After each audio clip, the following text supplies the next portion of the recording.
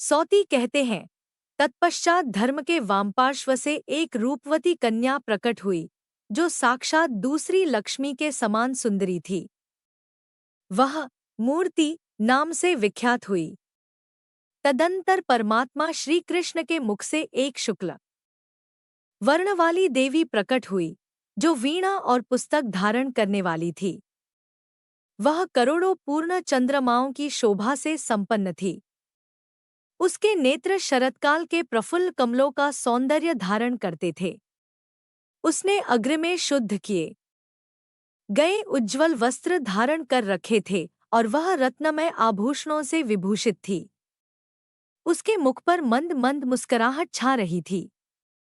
दंत पंक्ति बड़ी सुंदर दिखाई देती थी। अवस्था 16 वर्ष की थी। वह सुंदरियों में भी श्रेष्ठ सुंदरी थी। श्रुतियों, शास्त्रों और विद्वानों की परम जननी थी। वह वाणी की अधिष्ठात्री, कवियों की इष्ट देवी, शुद्ध सत्व स्वरूपा और शांतरूपिणी सरस्वती थी। गोविंद के सामने खड़ी होकर पहले तो उसने वीणावादन के साथ उनके नाम और गुणों का सुंदर कीर्तन किया, फिर वह नृत्य करने लगी। श्रीहरि ने प्रत्येक कल्प के युग युग में जो जो लीलाएं की हैं, उन सब का गान करते हुए सरस्वती ने हाथ जोड़कर उनकी स्तुति की।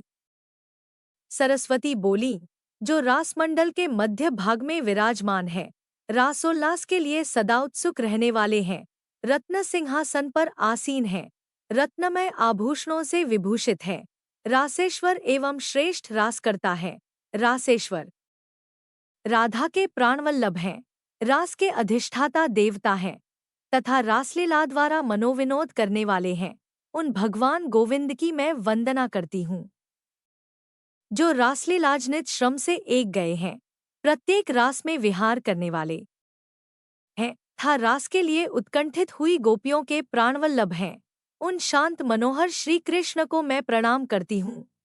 यूं कहकर प्रसन्न मुखवाली सती सरस्वती ने भगवान को प्रणाम किया और सफलमनोरथ हो उनकी आज्ञा से वे श्रेष्ठ रत्नमय सिंहासन पर बैठीं। जो प्रातः काल उठकर वाणी द्वारा किए गए इस स्तोत्र का पाठ करता है, वह सदा बुद्धिमान, धनवान, विद्वान और पुत्रवान होता है। सौती कहते हैं, तत्पश्चात परमात्मा श्री कृष्ण के मन से एक गौरवर्णा देवी प्रकट हुईं, जो रत्नमय अलंकारों से अलंकृत थी।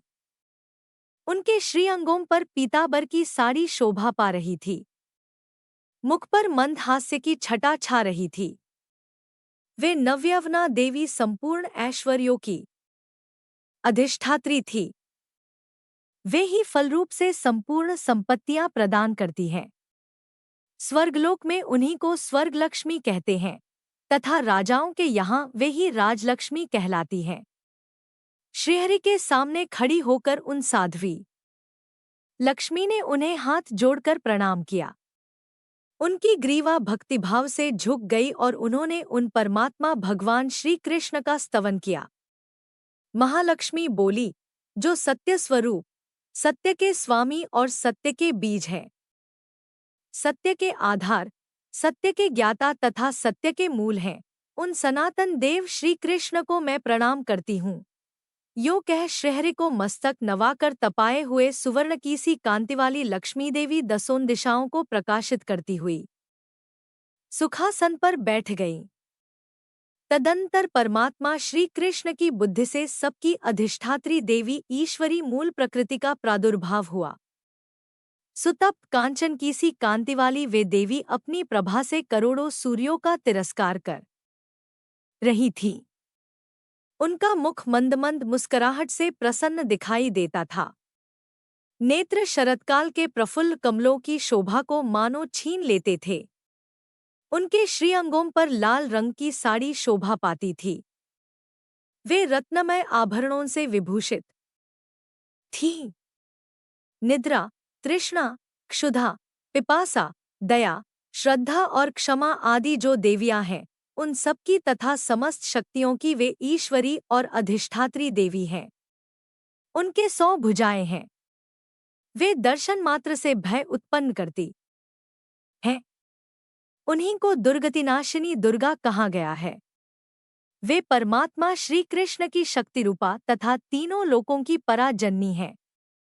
त्रिशूल, शक्ति, शानगधनुष, खड्ग, बाण, शंख, चक्र, गदा, पद्म, अक्षमाला, कमंडलू, वज्र, अंकुश, पाश, भुशुंडी, दंड, तोमर, नारायणास्त्र, ब्रह्मास्त्र, रौद्रास्त्र, पाशुपतास्त्र, पार्जन्यास्त्र, वारुणास्त्र, आग्नेयास्त्र तथा गांधर्वास्त्र, इन सबको हाथों में धारण किए श्री कृष्ण के सामने खड़ी हो प्रकृति देवी ने प्रसन्नतापूर्वक उनका स्तवन किया।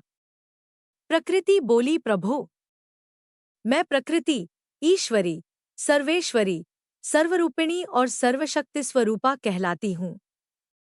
मेरी शक्ति से ही यह जगत शक्तिमान है, तथापि मैं स्वतंत्र नहीं हूँ। क्योंकि आपने मेरी सृष्टि की है, अतः आप ही तीनों लोकों के पति, गति, पालक, सृष्टा, संहारक तथा पुनः सृष्टि करने वाले हैं। परमानंद ही आपका स्वरूप है। मैं सानंद आपकी वंदना करती हूँ। प्रभो, आप चाहें तो पलक मारते मारते ब्रह्मा का भी पतन हो सकता है। जो भ्रूभंग की लीला मात्र से करोड़ों विष्णुओं की सृष्टि कर सकता है, ऐसे आपके अनुपम प्रभाव का वर्णन करने में कौन समर्थ है। आप तीनों लोकों के चराचर प्राणियों, ब्रह्मा आदि देवताओं तथा मुझ जैसी कितनी ही देवियों की खेल खेल में ही सृष्टि कर सकते हैं। आप परिपूर्णतम परमात्मा हैं, भली भांति स्तुति के योग्य हैं। विभो, मैं आपकी सानंद वंदना करती हूँ। असंख्य विश्व का आश्रयभूत महान विराट पुरुष जिनकी कला का अंशमात्र है, उन परमात्मा भगवान श्री कृष्ण को मैं आनंदपूर्वक प्रणाम करती हूँ।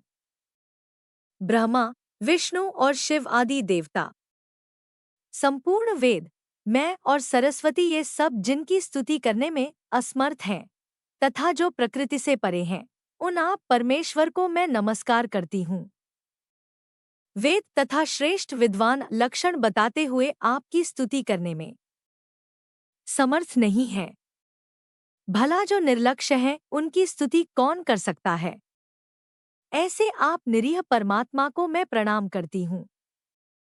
ऐसा कहकर दुर्गादेवी श्री कृष्ण को प्रणाम करके उनकी आज्ञा से श्रेष्ठ रत्नमय सिंहासन पर बैठ गईं। जो पूजा काल में दुर्गा द्वारा किए गए परमात्मा श्री कृष्ण के इस स्तोत्र का पाठ करता है, वह सर्वत्र विजय और सुखी होता है। दुर्गा देवी उसका घर छोड़कर कभी नहीं जाती हैं। वह भवसागर में रहकर भी अपने सूर्य से प्रकाशित होता रहता है और अंत में श्रीहरि के परम धाम को जाता